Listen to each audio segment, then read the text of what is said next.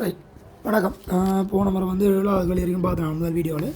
அப்போ அதில் பிரச்சனை இருந்தால் கிளியர் பண்ணி போட டவுட்டில் கேட்டு கிளியர் பண்ண சொன்னால் அப்போ கிளியர் பண்ணி இருப்பீள் அப்படி தானே. ரைட். இப்போ இந்த வீடியோவில் 8வது கேள்வி பாருங்க. ஒப்பமான வட்ட வடிவ குழாய் ஒன்றில் எம் திணிவு ஓய்வில் உள்ளது. அதனை நோக்கி எம் திணிவு பி வேகத்துடன் சிமோல் எம் திணிவு, அது கபில் எம் திணிவு சிமோல் எம் திணிவு பி வேகத்துடன் வீசப்படுகிறது. மோதுகை பூர்ண மீள்தன்மை உடையது. ஏனின் முதலாவது மோதல் நிகழ்ந்து அடுத்த மோதல் நிகழெடுக்கும் நேரத்தை பற்றிய பின்வரும் கூட்டுகளை கருதுக.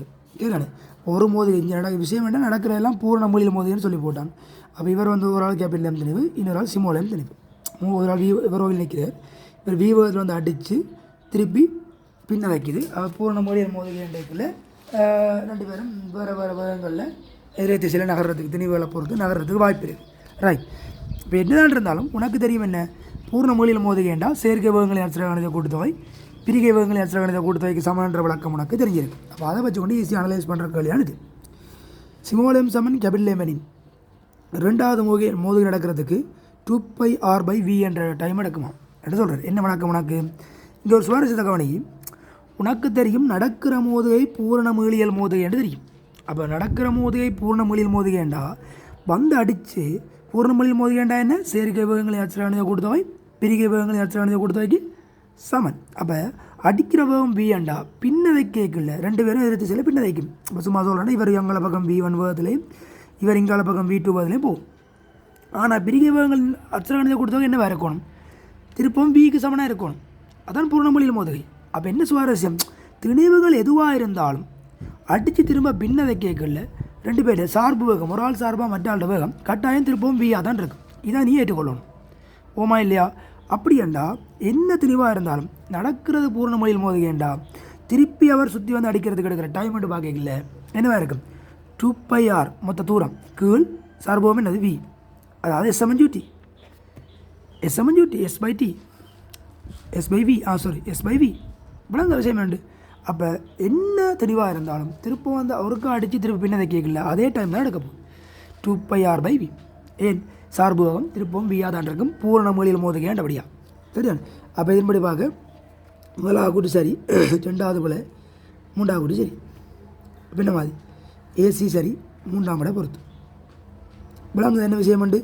ஒரு செக் பண்ணி பாருங்கள். சார்பு இயக்கத்தேன்னா மோதைக்கு என்ன பூர்ண மொழியில் மோதுகேண்டா மோதைக்கு முன்னரான அதாவது செயற்கை வேகங்களை அச்சராணியை கொடுத்தவை பிரிகை வேகங்களை அச்சராணியை கொடுத்தவைக்கு சமன். அப்போ பிரிகை வேகம்னா V1 + V2 வந்து Vக்கு சமன்.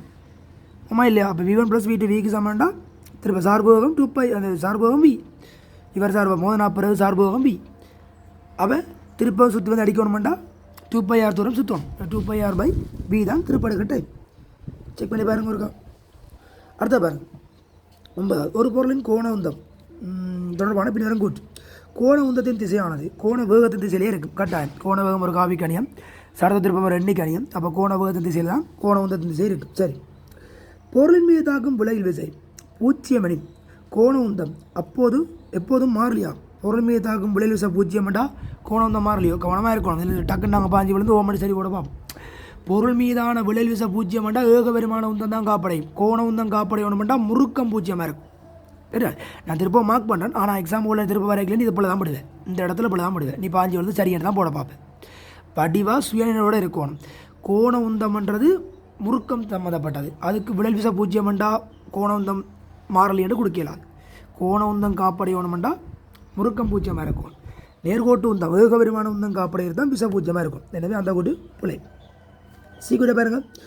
சுழற்சி அச்சில் என்ன கோண உந்தம் தங்கி இருக்காது. என்ன கோண உந்தம் வந்து சுழற்சி அச்சில் தங்கி இருக்காது. அதே சுழற்சி அச்சை பொறுத்து சடத்துவ திருப்பம் மாறுபடும். ஓமா இல்லையா?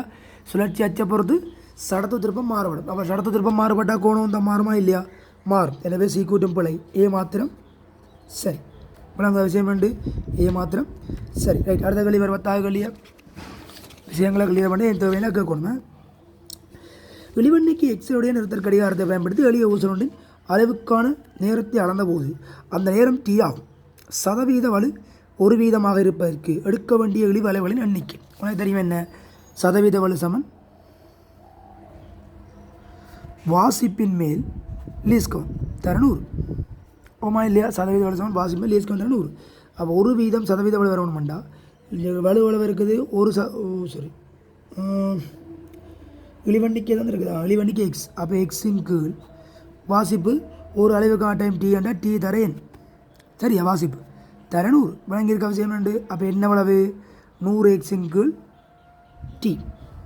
100 எக்ஸின் கீழ் டி. சரியான? 4ஆம் படி பொறுத்து. சரியான? முடிச்சு விடு. அடுத்த வெளியே பார். வித்தியாசமான திரவியங்கள் செய்யப்பட்டதும் ஒரே 6 விடயமான ஏபி என்பது திண்ம உலோக உருளைகள் உருவில் காட்டப்பட்டன. பின்வரும் கூறுகள் உண்மையற்றது. என்னவாம்? வித்தியாசமான திரவியங்கள் செய்யப்பட்டதும் ஒரே 6 விடயமான இரு திண்ம உலோகங்கள். ரைட். முதலாவது என்ன? ரெண்டும் ஒரே கோலம், ஒரே பெருமனுடைய கோலங்கள், ஆனால் வேறு வேறு அடர்த்தி. என்ன வித்தியாசமான திரவியங்கள் சொல்லி விடாது. அப்போ வேறு வேறு அடர்த்தி. கேள்விக்கு வா. உருளைகள் ஏபி ஆகியவைகளின் மையத்தினுடன் அச்சுப்பற்றி சடுத்த திருப்பம் சமனாக இருக்காது.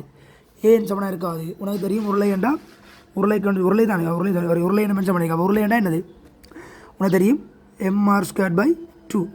உருளை தானே, கோலம் இல்லை. உருளை என்ன மென்ஷன் பண்ணியிருக்காங்க? அப்போ mr²/2. mr²/2 என்றால் ரெண்டும் சமபெருமன். அப்போ எம் சமனாக இருக்க வாய்ப்பு இருக்கோ? ஏன்னா வேறு வேறு திரவியம்னு சொல்லி போட்டான். வாய்ப்பு இல்லை. அப்போ சரி உண்மையற்றதான் கேள்வி. உருளைகள் ஏபி ஆகியவை கரடான சாதனத்தின் வழியே வலுக்காமல் உருளவிடப்படுமாயின் சம நேரத்தில் சம தூரங்கள் செல்லலாம்.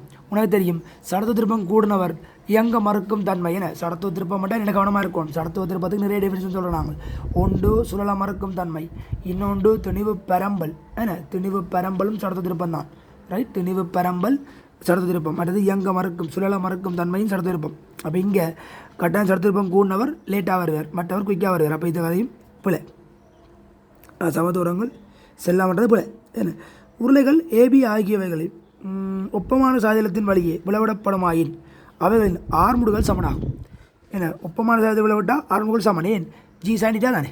சாதனம் ஒப்பமானண்டா வேறு விஷயங்கள் இல்லை. அப்போ நிறைய மட்டும்தான். அப்போ எம்ஜி சாண்டிட்டா. அப்போ எம்மாவை பிரித்து விட்டியாண்டா ஜி சாண்டிட்டா ஆர்முடுகள். அப்போ சரி. குறித்த கோணவகத்தில் உருளை ஏயின் சுழற்சியக்க சக்தியானது பியின் சுழற்சியக்க சக்தியின் இருமடங்காயின் என்ன?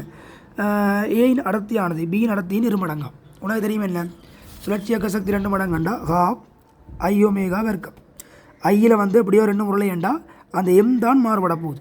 எம்முக்கு பதிலாக அடர்த்தி தர கனளவு. அதுலேயும் என்ன? கனளவு சமன் 2 பேருக்கும் ஒரே பெருமானம். அப்போ ஆறு மாறுபட போகுது ரூ. அப்போ இயக்க சக்தி யாருக்கு கூட சொல்லிக்கிறான்? ஏயின் சுழற்சியக்க சக்தி பியின் சுழற்சியக்க சக்தியிலும் 2 மடங்காயின் ஏ நடத்தி பி நடத்தை விட 2 மடங்கு கட்டாயம். இல்லை ஏன் நேர்வே சமன் இல்லை. இயக்க சக்தி அடர்த்திக்கு நேர்வே சமன். ரைட். ஓகே. அப்போ குட். அதை கூட்டு சரி. 5வது பார். உருளைகள் ஏபி ஆகியவை மையத்தினூடாக அச்சுக்கள் பெட்டி சடத்துவ திருப்பங்கள் சமனாயின் அவற்றின் நீளங்கள் வித்தியாசப்படும்.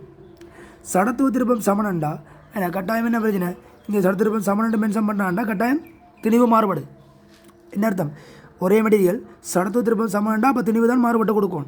ரைட். அப்போ திணிவு மாறுபட்டு வேறு மெட்டீரியல் அப்போ சடத்துவ திருப்பம் சமனாக வரணும் மட்டும் திணிவு இல்லை மாறுபடும். ஆனால் 6 சமன் சொல்லியா செல்லு.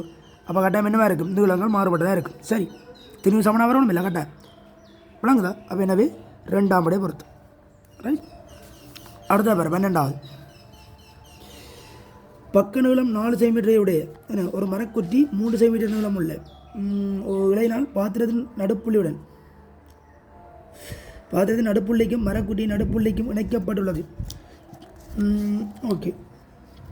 தற்போது பாத்திரத்தில் மாறாவியத்தில் நீர் ஊற்றப்படுகிறது. பாத்திரத்தின் உள்ளே நீர் மட்டம் உயரம் எய்ச்சானது நேரம் டியுடன் மாறுபடுது. இது சிம்பிளான விஷயம். இங்கே வேறு என்ன நடக்குது? ஒரு பக்கத்தில் உள்ள 4 சென்டிமீட்டர் உள்ள ஒரு மரக்குற்றி 3 சென்டிமீட்டர் உள்ள ஒரு இலையால் பாத்திரத்தின் அடியோடு கட்டப்பட்டிருக்கான். அப்போ என்ன நடக்கும்? வடியாக கவனி. 10 சென்டிமீட்டர் வரைக்கும் இந்த பாத்திரத்தை 10 சென்டிமீட்டர் வரைக்கும் நீளம் தண்ணி விடுற மாதிரி காய்ச்சிருக்கான். ஆரம்பத்தில் தண்ணி விடையக்கில்லை. என்ன செய்யும்? இவர் தன்னை நிறைக்காக இடம்பெயர்க்கும். அப்போ உயரத்தில் ஒரு குறிப்பிட்ட சதவீதம் உயரும். ஏன்? குறுக்குவட்ட பரப்பு மீது குறுக்குவட்ட பரப்பு தான் தண்ணி நிற்கும்.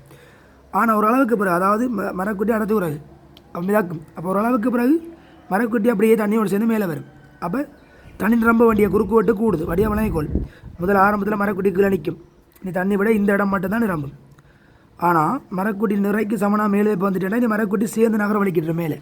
அப்போ இனி தண்ணி கீழே முழு இடத்துக்கு நிரம்ப வண்டி வருது. குறுக்குவட்டு கூடுது. ஓமா இல்லையா? அப்போ தண்ணி குறுக்குவட்டு கூடுது. அப்போ என்ன செய்யும்? விழுற உயரம் குறைய வலிக்கிட்டு சதவீதம் குறைய எழுகிற உயரம் எழுகிற வீதம் குறைய வலிக்கிட்டு. இதை கவனிக்கணும். ஆரம்பத்தில் நான் நிறைய எழுந்தது, இப்போ எழுதுற வீதம் குறைஞ்சிடும். பிறகு என்னது 3 சென்டிமீட்டரோட மரக்குட்டி என்ன செஞ்சிடும், நின்றும். ஏன் 3 சென்டிமீட்டர் நீளம் கயிறு நின்றா இன்னும் திருப்பவும் என்ன செய்யும், தண்ணி நம்புற குறுக்கு வட்டு குறைஞ்சிடும். அப்போ திருப்ப பழையபடி இதே குறுக்கு வட்டுக்கு இதே படித்தனுக்கு வேறு வேறிக்கும். சரியா? பிறகு முழுமையான ரமணா பிறகு திருப்பி பழையபடி இதே குறுக்கு வட்டு தண்ணி நம்படி வருது. அப்போ இந்த சாய்வு படித்தனுக்கு வந்துடும். படிவாய் மேஜ் பண்ணிக்கொள்ளு. இதுவும் முறையை படித்திறன், இதுவும் முறையை படித்திறன். என்ன விளக்கம் மட்டும் தெளிவாக கிளியர் பண்ணிப்பார். அப்போ இதை விட வரப்போகுது 5ஆம் படம் கொடுக்கலாம். படித்திறனை பார்த்து செட் பண்ணுங்க. இதுவும் முறையை படித்திறனா இருக்கா, இதில் மாறாமல் இருக்கணும்னு மென்ஷன் பண்ணிக்க. இப்போ என்ன படித்திறன் குறைஞ்சி 2ஆம் படம் சரியாகும். செக் பண்ணி பாருங்கள், நல்ல களி உண்டு. Right, okay, good. பிரச்சனையாக கேட்கணுங்க, தேவையான விஷயங்கள் தெளிவில்லைன்னு சொன்னால் கேட்கணும். Right, okay. அடுத்த 13 பாருங்கள். படத்தில் காட்டியவாறு ஒரு தராசு தடி மீது ஒரு நீர் கொண்ட முகவை வைக்கப்பட்டுள்ளது. எம்தனியுடைய பொருள் ஒன்று நீரும் முட்டாக அமர்ந்திருக்கத்தக்கதான் மிதக்கிறது. இந்நிலையில் தராசின் வாசிப்பு டவல்ஜி ஆகும். பொருள் நீரில் சற்று அமர்த்தப்பட பொருள் கீழே நகரும் போது பின்வரும் கூறுகள் பிழையானது. ரைட், பிழையானது கேட்டிருக்கு. ஈர்ப்பளத்த சக்தி மாறலை. ஏன்னா ஆல்ரெடி பொருள் அமர்ந்து மிதக்குதண்டா, என் வழியாக கவனிச்சுக்கொள். பொருள் அமர்ந்து மிதக்குதண்டா, இந்த பொருளின் நிறை இடம்பெயர்க்கப்பட்ட இதே கனளவு பாயின்றைக்கு சமன். அப்போ இவர் கீழே வாரிரண்டா இந்த இடத்துக்கு தண்ணி, இங்கே 2 தண்ணி மேலே போகும். தண்ணி மேலே போகிறதால தண்ணி அழுத்த சக்தி கூடும், பொருள் கீழே வாரதால பொருள் அழுத்த சக்தி குறையும். ஆனால் ரெண்டும் சமதனியும் இல்லை. ஏன் முட்டா அமர்ந்து மேற்கிற பொருள் தானே, சமதனி வேண்டாம். என்ன மாற்றம் இல்லை, அழுத்த சக்தியில் மாற்றம் இல்லை. அப்போ சரி. நீரின் ஈர்ப்பழுத்த சக்தி அதிகரிக்கும். தண்ணி மேலே போகுது, அப்போ அழுத்த சக்தி அதிகரிக்கும். சரி. என்ன குட்டி ஈர்ப்பல் சக்தி குறையும். சரி. தராசின் வாசிப்பு தொடர்ந்து மாறாது. சரி.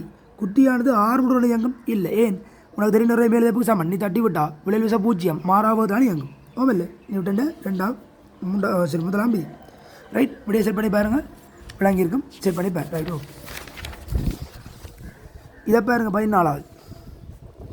சம கனவுள்ள 2 திண்ம கோளங்கள் ஏபி என்பன முறையே டிஏடிபி எனும் வெவ்வேறு அடர்த்தி. சம கனவுல 2 சமன் வெவ்வேறு அடர்த்தியுடையன. இவ்விரண்டு கோளங்களும் ஒரு இழையினால் இணைக்கப்பட்டுள்ளன. இவை டிஎஃப் அடர்த்தியுடைய ஒரு திரவத்தில் முட்டாக அமர்த்தப்பட்டுள்ளது. உருவில் காட்டப்பட்டுள்ளவாறு வெளியில் உள்ள இழுவையுடன் கோளங்கள் சமநிலையில் இருக்க தொகுதி ஒழுங்கமைக்கப்பட்டுள்ளது. ஒழுங்கமைப்பில் சாத்தியமாவதற்கு விரும்புகிறங்கூட்டு என்னவாம், விலையில் உள்ள இழுவை இருக்கா, இழுவையோடு தான் தொகுதி சமநிலை அடையுது. ரைட், முதலாவது டிஏ, ஏன்ற அடர்த்தி என்ன திரவத்தின் அடர்த்தியை விட குறைவாம். ஏன்ற அடர்த்தி திரவத்தின் அடர்த்தியை விட குறைவா, அதனால தான் ஏ மேலே போகத்தை நினைக்குது. மேலே போகத்தை நினைக்க தான் இழுவை இழுத்து இருக்குது. இவற்றை அடர்த்தி குறைவு திரவத்தின் அடர்த்தியை விட, அதனால தான் மேலே போகத்தை நினைக்குது, இலையில் இழுவை இருக்குது. அதாவது இவற்றை நிறையோட உள்ள இழுவையும் சேர்ந்து தான் இவற்றை மேலே இப்போ சமப்படுத்துது. என்ன, அப்போ ஈஸியாக விளங்கிக் கொள்ளும். ரைட், 2வது பேர். அப்போ ஏ குட் சரி, பி குட் டிபி கிரேட் தான் டிஎஃப். பியின் அடர்த்தி இவற்றை அடர்த்தியை விட கூட. ஏன் பி கீழே போகத்தை நிற்க, அதான் இலையை பிடிச்சி மேலே எடுத்துருக்குது. அப்போ அதுவும் சரி. D A plus D B equal to 2DF. இப்போ தொகுதியின் சமநிலையை கருதிப்பார். தொகுதியின் சமநிலைனா இழுவ வருமோ இல்லை, அவற்றை நிறை. அதாவது இந்த வேக்கு போடுற பாரு, வி டிஏ ப்ளஸ் இவருக்கு வி டிபி சமன் மேலே போலவு 2V எல்லாம் ஒரே காலம் இல்லை இன்டூ டிஎஃப். வியை தட்டி விட என்ன வரும் பார், என்ன வருது, டிஏ ப்ளஸ் டிவி சமன் 2DF. சரி இல்லை, அப்போ ஏபிசி மூண்டும் சரி. அப்போ எல்லாம் தேவையானது மூண்டும் என்ன 5ஆம் விட பொறுத்து. சரிதானே? Right, okay, good. அப்போ 4 ஆட்கள் வரைக்கும் செய்திருக்குது. அடுத்த மீதி அடுத்த வீடியோவில் சந்திப்போம். சரிதானே? Good, nice. தொடர்ந்து ஒர்க் பண்ணுங்கள், கழிவு செய்து பாருங்கள். நல்லபடியாக படிங்க.